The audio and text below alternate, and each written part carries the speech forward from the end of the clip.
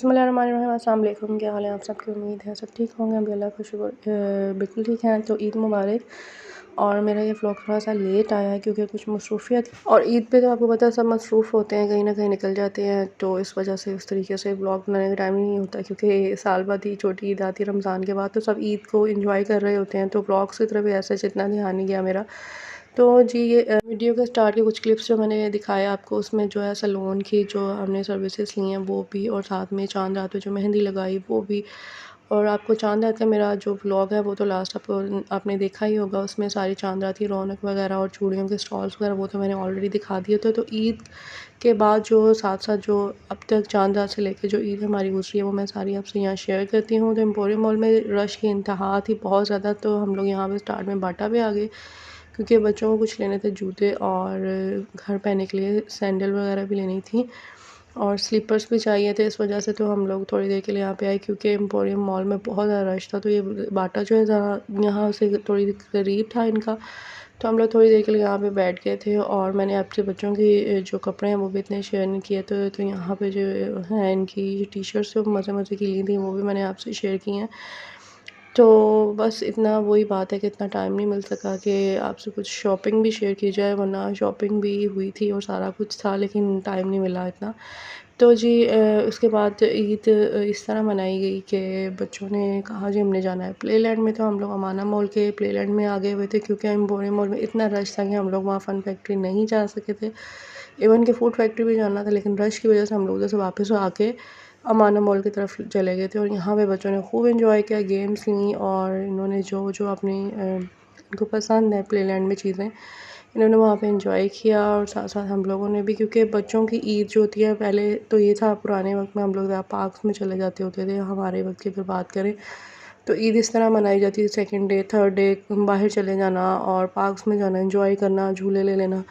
अब अब जो है वो ये है कि फ़ैसिलिटी मिली हुई है कि बच्चों को इंडोर जो है वो आपको गेम्स और ये सारी फैसिलिटीज़ और प्लेलैंड है, तो इंडोर एक्टिविटीज़ की वजह से तो इतना इशू नहीं होता कि आपको बच्चों को गर्मी लगेगी तो बच्चे ज़्यादा स्वेटिंग और इस तरह कोई इशू वगैरह हुआ तो बच्चों को बस ये है कि फिर अंदर जो है प्लेलैंड में ही ले आते हैं क्योंकि काफ़ी ज़्यादा गर्मी है। तो आप लोगों को अंदाज़ा हो गया होगा, तो इतनी गर्मी में तो पार्क्स वगैरह की तरफ जाना तो बहुत ज़्यादा बेवकूफ़ी ही है, लेकिन लोग जाते हैं, एंजॉय करते हैं, ज़ू भी जाते हैं। लेकिन मेरे ख्याल में तो इतनी गर्मी में तो घर से बाहर निकल के आप लोग पार्क्स में जाएँ बहुत ज़्यादा नामुमकिन है। सर्दी हो तो कुछ किसी हद तक जो है वो बेयर किया जा सकता है, लेकिन अभी तो नामुमकिन है।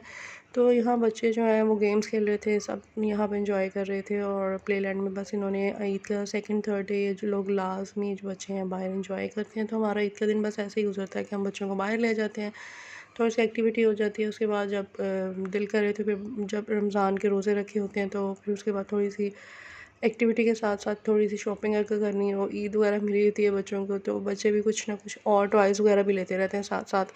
तो जी यहाँ पे प्लेलैंड में जो है आप ये देखें टेम्पोरिन आगे हैं, यहाँ पे बच्चों ने जंपिंग किया, यहाँ पे टिकट्स इन्होंने ली अपनी, और बहुत ज़्यादा रश नहीं था यहाँ पे क्योंकि बात हुई है कि ज़्यादा प्लेलैंड में लोग ईद के दिनों में आते तो हैं, लेकिन जब हम इस तरफ गए थे तो बहुत ज़्यादा रश ही नहीं था, लेकिन नॉर्मल सा था, कम भी रश नहीं था, लोग काफ़ी आए हुए थे। तो ये है कि यहाँ पे